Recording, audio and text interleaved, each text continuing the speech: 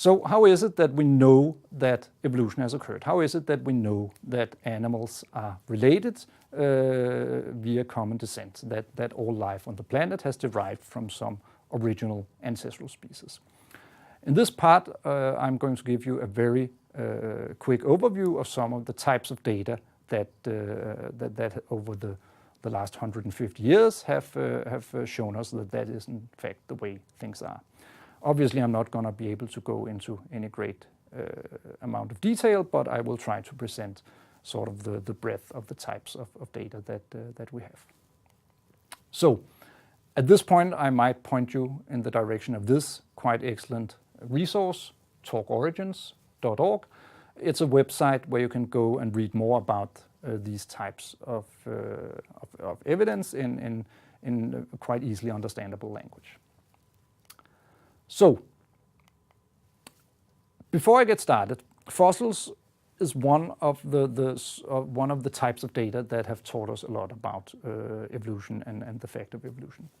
Before I talk about fossils, I just wanted to point out one thing, and that is the fact that the fossilization is in fact a very unlikely phenomenon.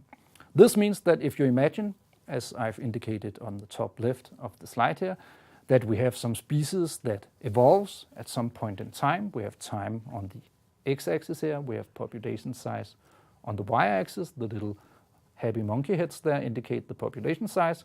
If a species at some point in time evolves, then fluctuates in size over time until at some point a couple of million years later maybe, it goes extinct. If that happens, then some small fraction of these individuals in the population will fossilize. However, fossilization is quite unlikely, so only quite few of the original individuals will form fossils. You need to maybe die in a stream and be covered by silt, and to have that happen before your legs are spread by scavengers or by physical forces maybe. So from the original large number of individuals, a few of them will now form fossils. Of the fossils that are formed, and incidentally, the number and also the extent in time of fossils will not cover the entire lifespan of the species. Of the fossils that are formed, a yet smaller fraction is eventually found by a human being. So to find a fossil, it typically needs to be exposed at the surface. It may need to be in some rock that's exposed by erosion at the surface of some mountain. Or alternatively, it might need to be found by someone digging into the ground and accidentally running into it. And if it's exposed on the surface, someone needs to find it before it's eroded away. So there are small windows of time, there are quite low probability that any given fossil will be found.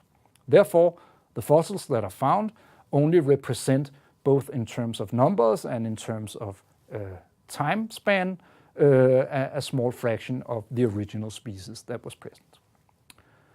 Despite these shortcomings, despite the fact that fossilization is unlikely and that finding a fossil is even less likely, we have over the past 150 years in fact found literally millions of fossils, and they now form a major resource in teaching us about evolution.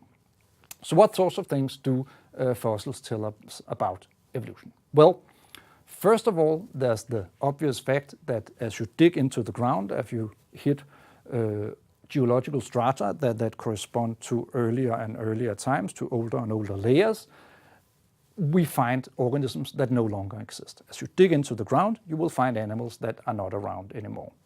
This in itself, of course, tells us that the complement of species present on the Earth is not constant. The amount of species that are here and the types of species that are here changes over time. That in itself indicates evolution happening, of course.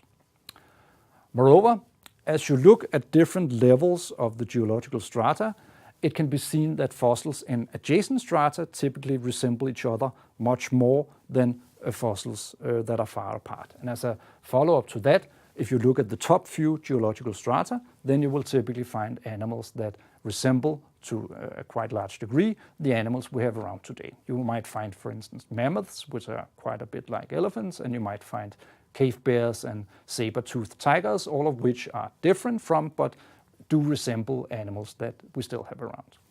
However, as you dig further and further into the ground, you will find animals that become progressively more and more different from what we have today. And you might, for instance, run into dinosaurs and other animals that are even more different from anything that we have today.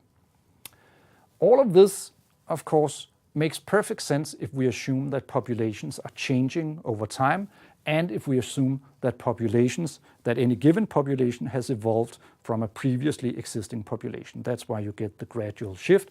That's why the fossils that are close to us resemble the animals we have today, because the animals we have today have evolved from those species that were present maybe 10,000, 100,000 or more years ago.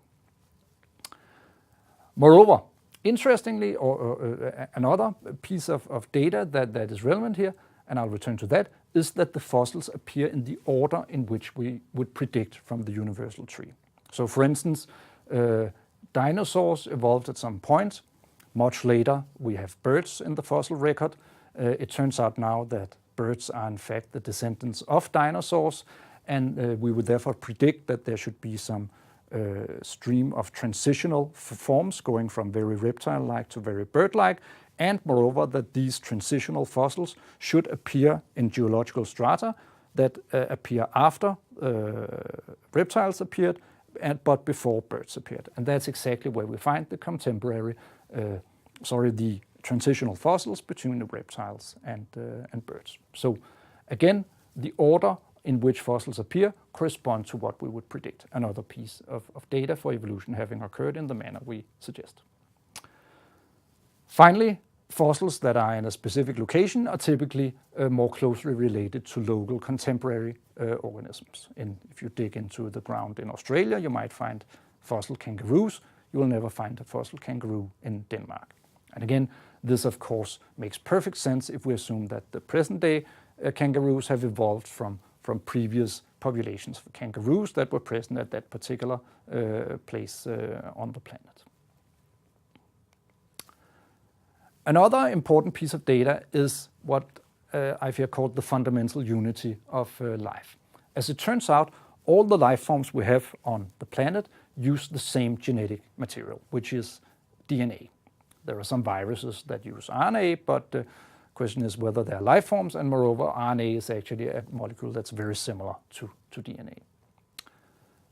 Point number two, all of the life forms that we've ever found use protein molecules as catalysts, or what we call enzymes, for doing reactions, chemical reactions. These protein molecules are built from the same set of 20 amino acids, even though amino acids being the building blocks of proteins, even though there are a large number of possible amino acids. All of the species, moreover, that we found use exactly or very similar, exactly the same or very similar metabolic pathways for the basic chemical reactions in the cells. For instance, basic metabolism, such as the breaking down of sugars, the building up of energy that can be used in the cell's life. Glycolysis, the citric acid cycle, and oxidative phosphorylation are all examples of basic pathways that are essentially the same in bacteria and in us and in plants, for instance.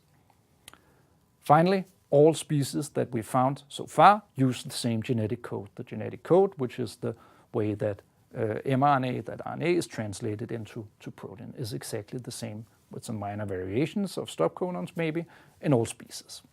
All of these things, the fact that all life forms resemble each other so much at the molecular level, can again be explained by the idea that they all have inherited these traits from a common ancestor that lived long ago. The reason that we have a metabolic pathway that looks like that of a bacterium is that we both inherited it from a common ancestor that lived maybe 4 billion years ago.